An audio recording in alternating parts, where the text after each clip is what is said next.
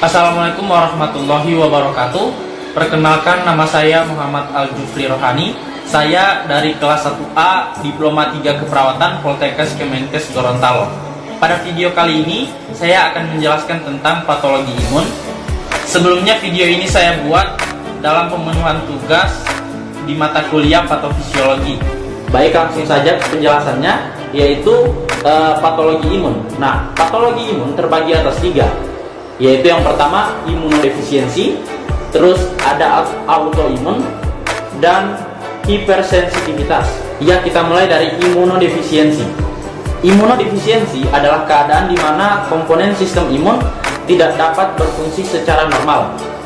Gangguan imunodefisiensi dapat dibagi menjadi 2 golongan, yaitu imunodefisiensi primer atau kongenital dan imunodefisiensi sekunder atau imunodefisiensi didapat. Imunodefisiensi primer disebabkan oleh kelainan genetik pada satu atau lebih komponen sistem imun. Contohnya seperti saya mengambil penyakit tentang sindrom George, di mana ketidaksempurnaan perkembangan organ timus dan kegagalan maturasi pada sel T. Dampak klinisnya seperti rentan terhadap infeksi virus dan fungsi karena kegagalan sistem imunitas humoral.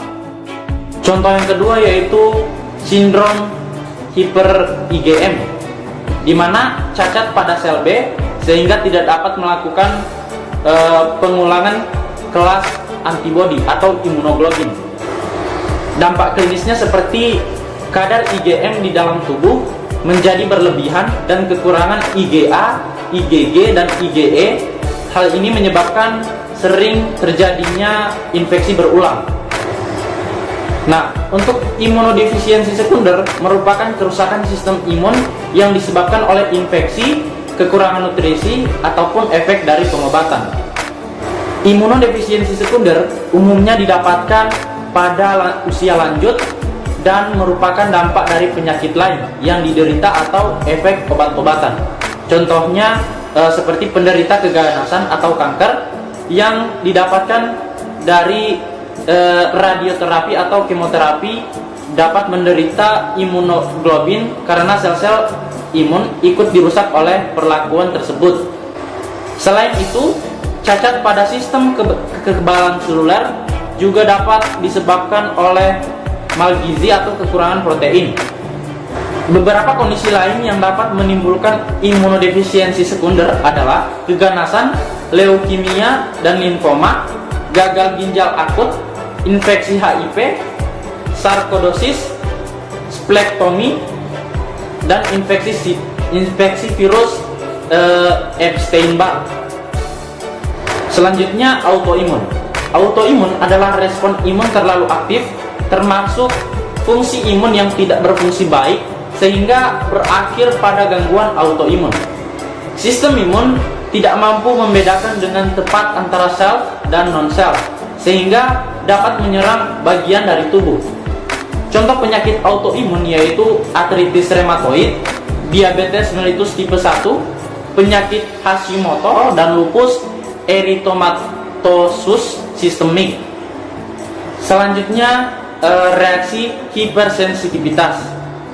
Reaksi berlebihan tidak diinginkan karena terlalu sensitifnya respon imun atau merusak, menghasilkan ketidaknyamanan dan terkadang berakibat fatal yang dihasilkan oleh sistem imun.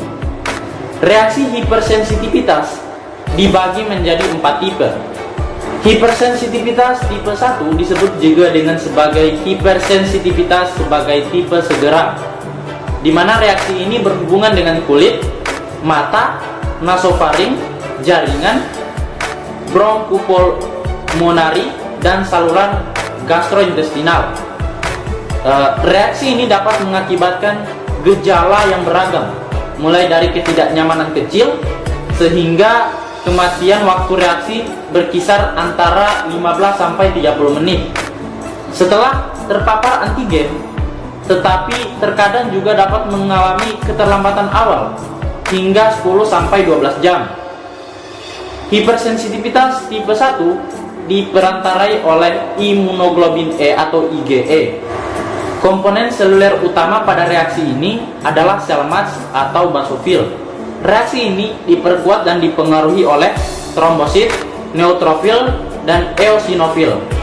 Selanjutnya, hipersensitivitas tipe 2 diakibatkan oleh antibodi berupa imunoglobin G atau IgG dan imunoglobin M atau IgM terhadap antigen pada permukaan sel dan matriks ekstraseluler. Kerusakan akan terbatas atau spesifik pada sel atau jaringan yang secara langsung berhubungan dengan antigen tersebut. Pada umumnya, antibodi yang langsung berinteraksi dengan antigen permukaan sel akan bersifat patogenik dan menimbulkan kerusakan pada sel target. Hipersensitivitas dapat melibatkan molekul komplemen beberapa tipe dari hipersensitivitas tipe 2, yaitu yang pertama ada pemphigus atau IgG bereaksi dengan senyawa interseluler di antara sel epidermal. Yang kedua ada anemia hematolik atau autoimun yang dipicu oleh obat-obatan. Selanjutnya ada sindrom Goodpasture atau IgG yang bereaksi dengan membran permukaan glomerulus sehingga menyebabkan kerusakan ginjal. Selanjutnya hipersensitivitas tipe 3. Hipersensitivitas tipe 3 merupakan hipersensitivitas kompleks imun yang disebabkan adanya pengendapan kompleks antigen yang kecil dan terlarut di dalam jaringan. Hal ini ditandai dengan timbulnya inflamasi atau peradangan. Pada kondisi normal, kompleks antigen yang diproduksi dalam jumlah besar dan seimbang akan dibersihkan dengan adanya fagosit. Namun, kadang-kadang kehadiran bakteri, virus, lingkungan atau antigen atau spora fungi, bahan sayuran atau hewan yang persisten akan membuat tubuh secara otomatis memproduksi antibodi terhadap senyawa asing tersebut sehingga terjadi pengendapan kompleks antigen secara terus-menerus. Kelebihan antigen kronis akan menimbulkan penyakit serum atau serum sickness yang dapat memicu terjadinya artritis atau glomerulonefritis. Terakhir adalah hipersensitivitas tipe 4, di mana dikenal sebagai hipersensitivitas yang diperantarai oleh sel atau tipe lambat. Reaksi ini terjadi karena aktivitas perusakan jaringan oleh sel T dan makrofag. Waktu cukup lama dibutuhkan dalam reaksi ini untuk aktivitas dan diferensiasi sel T, sekresi sitokin dan kemokin, serta akumulasi makrofag dan leukosit lain pada daerah yang terkena paparan, seperti beberapa contoh umumnya dari hipersensitivitas tipe 4 adalah hipersensitivitas pneumonitis. Oke, baik, itulah penjelasan dari patologi imun. Apabila ada salah kata atau kekurangan, saya mohon maaf. Billahi taufiq wal hidayah. Wassalamualaikum warahmatullahi wabarakatuh.